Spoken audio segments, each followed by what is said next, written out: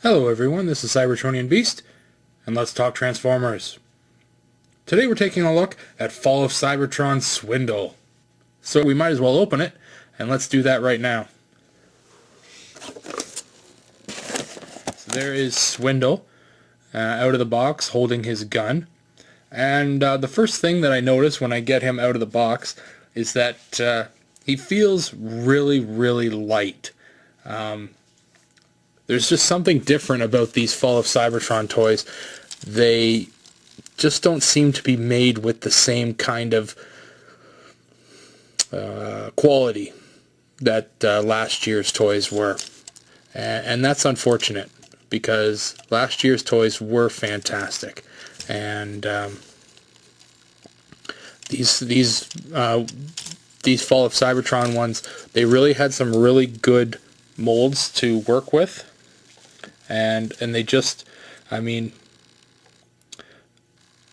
it's hard to describe. You pick it up and you're like, this just, it doesn't feel quite right.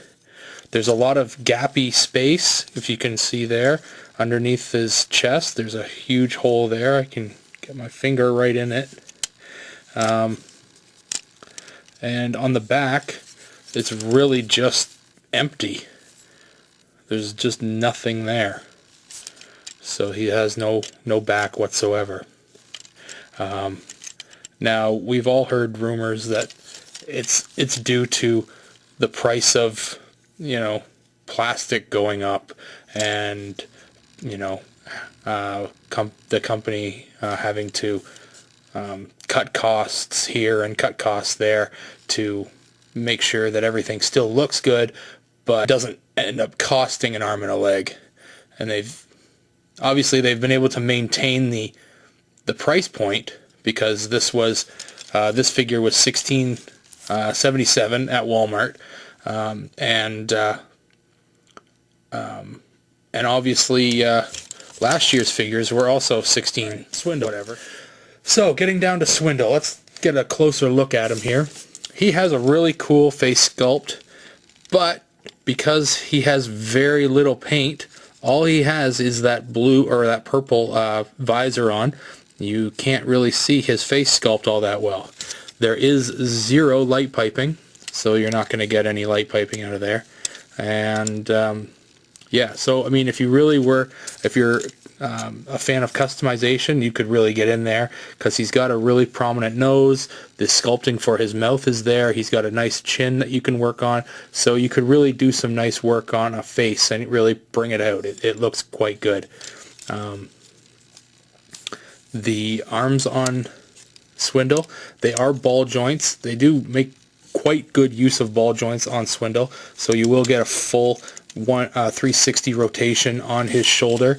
On his elbow, it's another ball joint, so you're going to get a full 360 rotation there, as well as a full 180 rotation at the joint.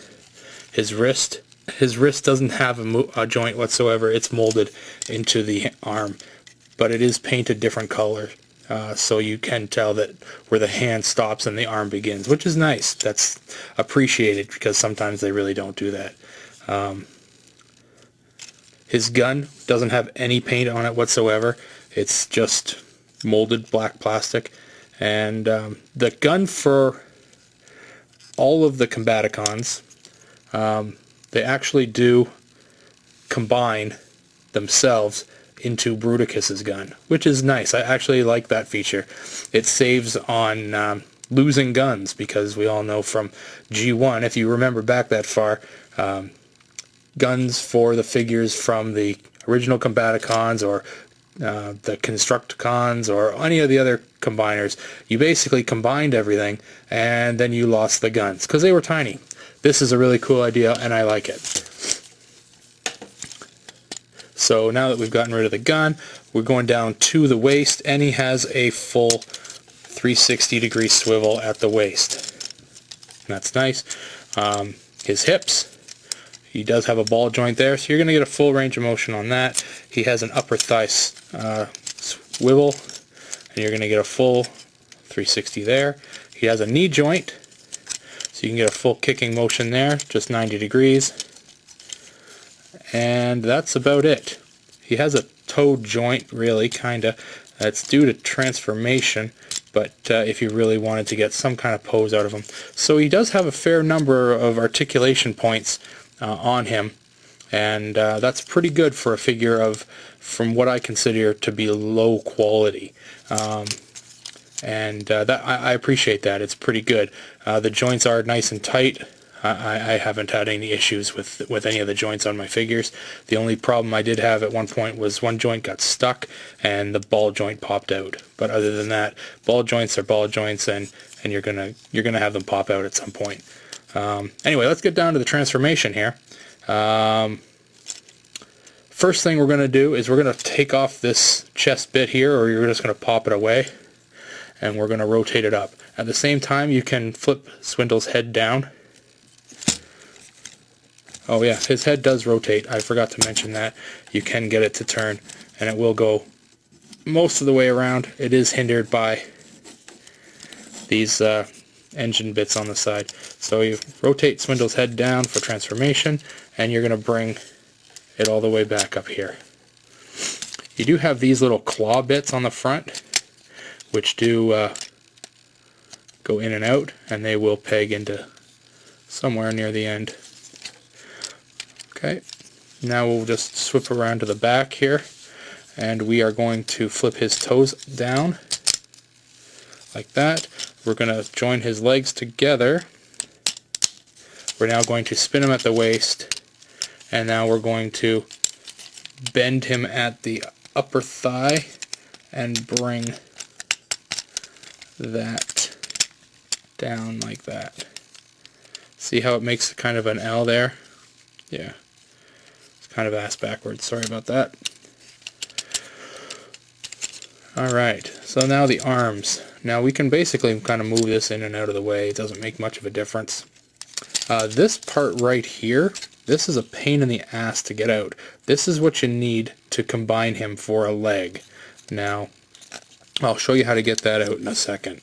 Basically what we're going to do right now, though, is we're going to combine or join his arms into the waist area here, and basically it's these ports right here that we're going to plug that tab into.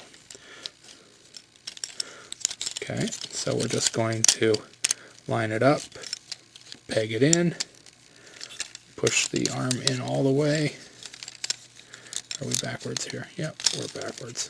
There we go. Come on.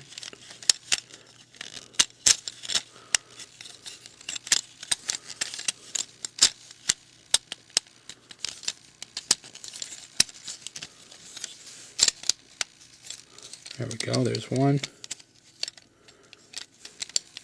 These little fenders here, they do get in the way, so you can just rotate them out of the way as you see fit.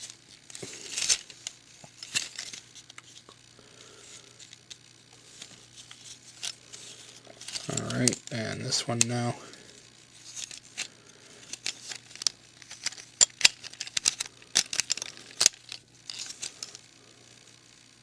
Peg it in. There it is. Okay, rotate that fender.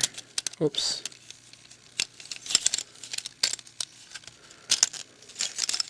Gotta make sure these ports are straight, because if they're not, nothing's gonna fit right.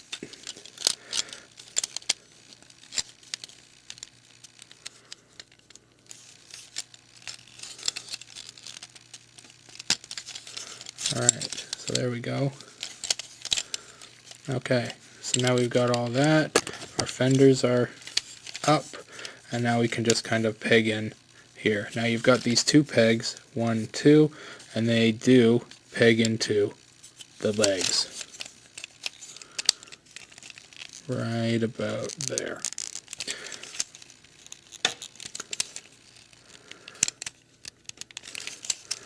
Come on. There's one.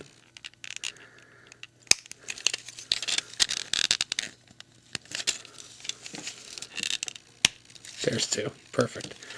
Okay. And now we've got these claw bits here, so we can just kind of drop them down as far as they'll go, and there you go. And you've got Swindle now in his whatever the hell he is. Is that a car?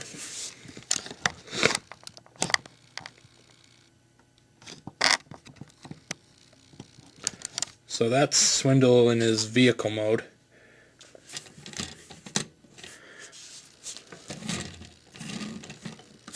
He is a little finicky just because, yeah, just because the low quality of the vehicle, things don't really want to sit the way they should.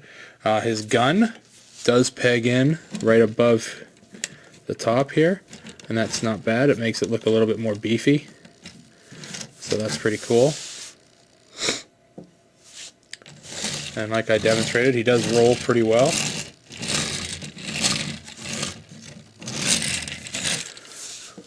And from the bottom, you can see that nothing really shows on him whatsoever, and that's good. I do look for stuff like that when I am looking for a better quality figure. Now, like I mentioned, you've got this purple bit here that is his connector piece in leg form. Now, it is a huge pain in the ass to get this out. It's not like you can just swing it up. I'm going to try here just because you have to basically de-transform sections of him to get it out. And I hate that. Come on. Oh, can I get it? Oh, I got it. Perfect.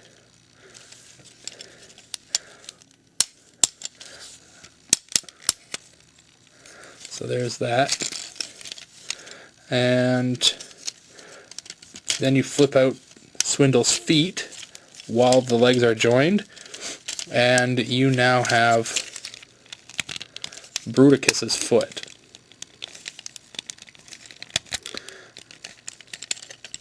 Now the front section, this chunk here, will come unpegged, most likely, and that's fine. You can leave it unpegged like that.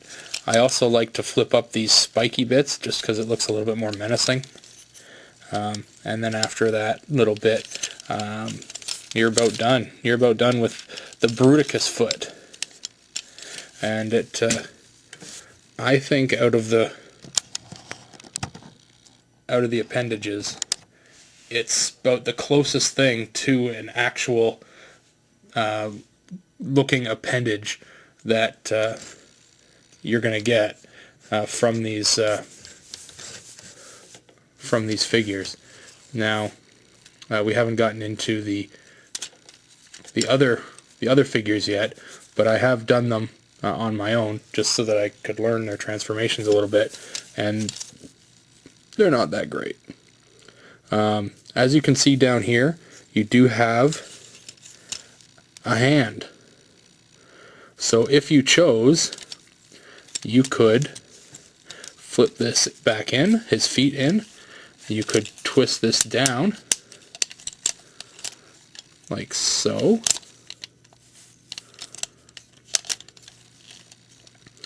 And now you've got Swindle as an arm. Now that's a right hand. So if you flip that up and you flip this down, Swindle's now a left hand or left arm. Cool, huh? He can basically be any leg or any arm, any appendage in which you would like, and that's a nice feature. I do like that. I like the versatility of the Combaticons, but I also like Swindle as a leg. So we're going to be done with Swindle now, and overall, Swindle is probably my favorite Combaticon in the Fall of Cybertron line.